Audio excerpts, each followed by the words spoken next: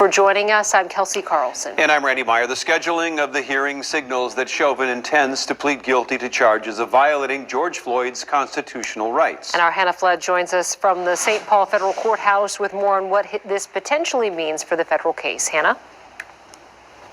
Kelsey and Randy, Derek Chauvin is expected back in this federal courthouse in St. Paul on Wednesday to change that plea. Now, in federal court, you only have two options, guilty or not guilty. He's already pleaded not guilty, so this news of a change of plea suggests that he may be pleading guilty. Okay, so what does this mean for this constitutional rights violation case?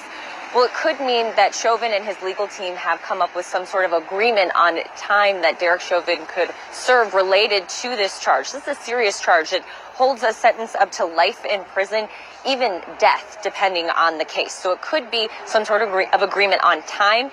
It could also be an agreement on accommodations. The attorney I talked to today said that he thinks that makes the most sense.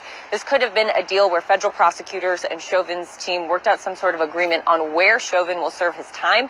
Federal prisons are known for having some better accommodations, maybe even better accommodations for Chauvin's case in particular, being an ex-police officer. So that could be part of this deal.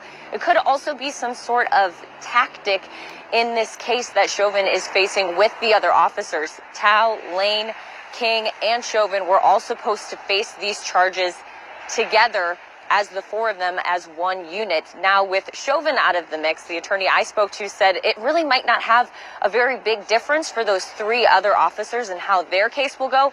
But there is one important change. With Derek Chauvin now not being a defendant in this case, he could potentially be called up as a witness. That may be part of the deal, is that he'll testify. One of the things is that when they come up with some kind of plea agreement, they usually include in that you'll agree to testify or at least provide some sort of statement and say the following things as part of the agreement. Now, again, these charges that the officers are facing in federal court have to do with a violation of George Floyd's civil rights during that incident back in May. Mike Bryant told me when Chauvin is here in court on Wednesday, two things could happen. He could simply change that plea and then they schedule a time for sentencing, or depending on how much of a deal is worked out between Chauvin's team and federal prosecutors, everything could happen on Wednesday, the sentencing as well.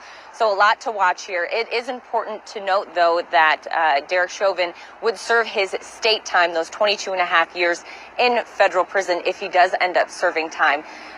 Mike Bryant told me there's not a chance that he would end up serving less than 22 and a half years. In fact, it'd be more likely that he would have some extra federal time tacked onto it. But I just want to make an important note that he would not go and serve federal time and then come back to the state to serve his time. So definitely a lot to watch here. Again, that hearing is scheduled for Wednesday. For now, live in St.